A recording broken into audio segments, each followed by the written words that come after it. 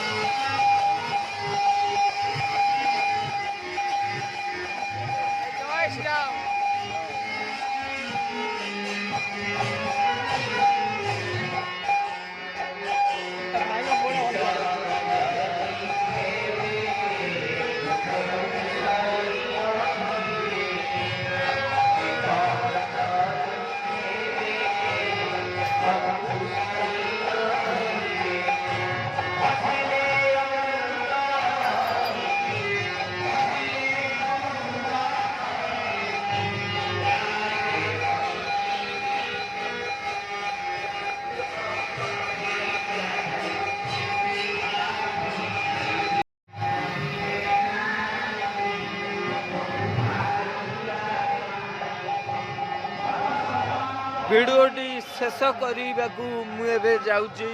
ନିଶ୍ଚିନ୍ତ ଭାବରେ ଆଶା କରୁଛି ଆପଣଙ୍କୁ ସବୁ ଜିନିଷ ଦେଖେଇ ଦେଇଛି। ଆଉ ଯଦି କିଛି ବି ତ୍ରୁଟି ରହିଥାଏ କ୍ଷମା କରିଦେବେ।